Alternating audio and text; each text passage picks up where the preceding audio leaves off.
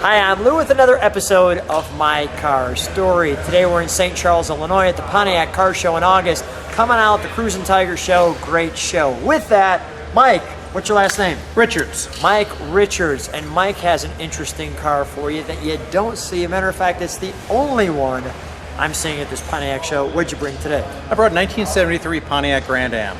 That being said, the color on it? Cameo White. And you've had it for? About 2 years. About 2 years. So come on alongside me and we'll tell the story to this one. So here we go with the Cameo White. Now first of all, I want to show this car right from the nose, because when you see the nose, you can see what sticks out, that rubber black piece right up the center.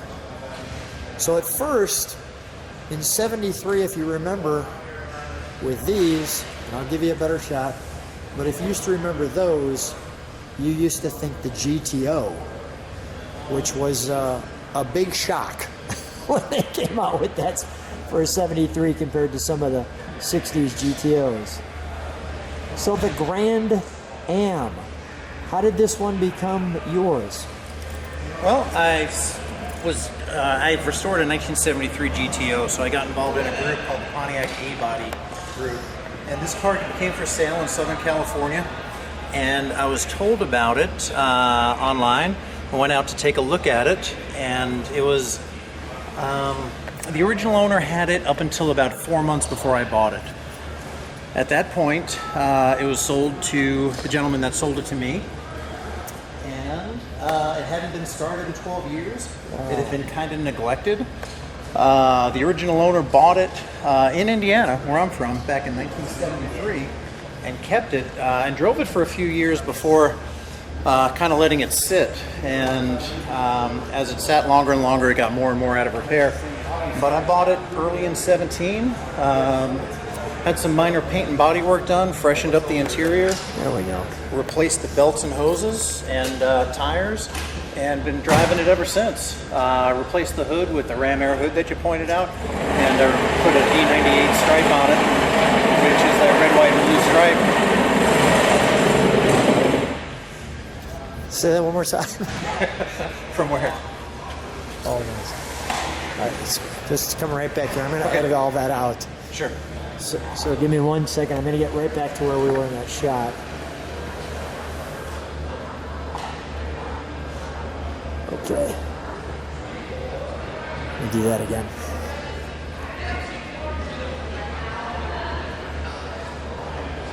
So you shared that now this hood was not the original hood? No, this hood was an option on the car. It was an option? Yes. The GTO hood. Go ahead. However, the original hood had been kinked at one point. So rather than try to replace it, I found this Ram Air hood on eBay and picked it up. And I think it's a perfect match. I really think it adds to the car quite a bit. And it was optional on the Grand Am, as well as the GTO and the other Pontiac A-bodies of the time. I like that Grand Am on the side, Grand Am on the wheel. Original emblems, just cleaned those up and painted them. Now, do I recall this car had kind of a little NASCAR history to it? Is that why they swooped the back end so sharp to it? There was some racing done. I think Pontiac Racing did some, and that history I don't know. There, you can find some pictures online of this car configured to NASCAR or to stock car specs. You know, it was such a unique design, right? And it was 1 year only. 73, 4, and 5 were very similar. Oh, were they? Okay, but all right. In 74 and 75, they changed the tail lights and the nose.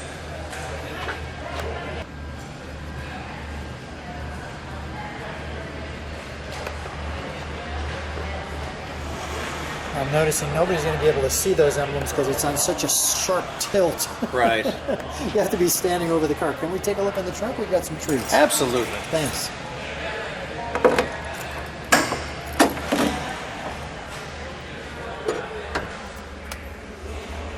The cool Pontiac advisory. Now, where did you find this build sheet? That was taped to the top of the gas tank. That was a fun find. Yeah, it was, but it confirms that it's originally a 4-speed car with Cameo White Paint, oxblood interior. ox blood interior.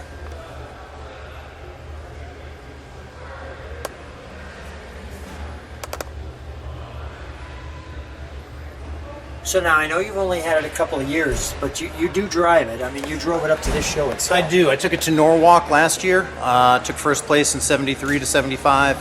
Grand Am, factory original. When you drove it up here, any reactions? Oh yeah, it was funny when I went through the technical booth. About a dozen of the car show officials came out to take a look at it, and then when we popped the hood and they saw how original everything was under there, they were pretty excited. We're going to get to that. May I go into the interior? Absolutely. Thank you. I do want to show under the hood. That was one of the things that quite honestly made me smile. Now that's a heck of a door, because there's a lot of length there. I mean, just look at the entryway into this vehicle. Now, one of the other things that caught my attention with Mike's car, you'll see, is the number of pedals down there, because his car, well, that's a 4-speed. Now that has to be pretty unique. I mean, in 73, this was probably considered more on the luxury line than it was on the, fast track line. Yeah, this car was made to compete with European sport sedans and sport coupes of the time. They made 42,000 in 1973. Reportedly 187 are 4-speeds. Wow. However, that number is somewhat unverified. It appears in a couple of magazines. Speaking to people that are in the know, said the number is probably higher than that. But still, that was a real surprise to me. Right? It's really what sold me on the car. That's pretty cool. You can see the light. I've liked these 73 to 77 A bodies my whole life.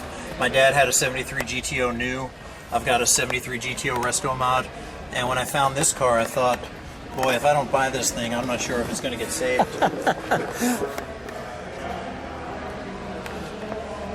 Nice console too, right? Yes. There's that look out the windows. Your big sliding back window. Let's take a look under the hood, shall we? Absolutely.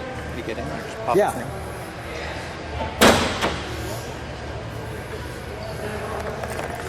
If you like what you see, subscribe to the channel, hit the bell, because if you like the originality, well, there you go. This is it. Like I said, this car hadn't run in 12 years, and we hooked a battery to it. The gentleman that sold it to me said, "You want to start it up?" And I said, "No, I don't. I want to drain the oil and pull the spark plugs and see what they look like." And he said, "Come on, man, I've been pulling cars out of backyards all my life." So we hooked a battery to it, stuck a little bit of gas in the carburetor, and it fired right up and ran smoothly. Crazy. So after 12 years. Yeah, so we did valve cover gaskets, oil pan gasket, belts, hoses, plugs, wires, water pump. Needed a new fan, and then we just converted the air conditioning to R134, and the road and air conditioned comfort for the 4-hour drive up here today. So the thing really does well. I hate to take it apart or mess with it because it runs and drives so nicely. Yeah. Mike, I like it just the way it is. Viewers, you can share with us. Do you like it the way it is? Let them know. Do you like it the way it is, or do you want to see it all restored? Well, I like it the way it is because it's earned it. Every little bit of that's great. Dirt and stain and on here, you can actually see a little bit of the original marking right there on the master cylinder. I'm not quite sure what it says, but you can see the paint mark right there. Well, let's fire it, shall we? Sure. We'll let it idle, and then we'll give it a good rev.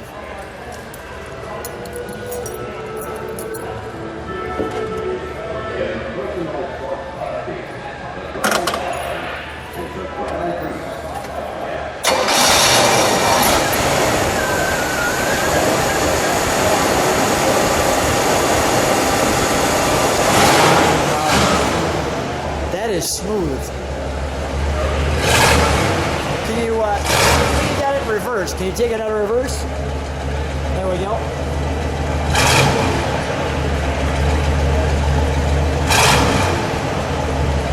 you step on the brakes for a second. Perfect. One good rev. Very nice. Mike, come on out.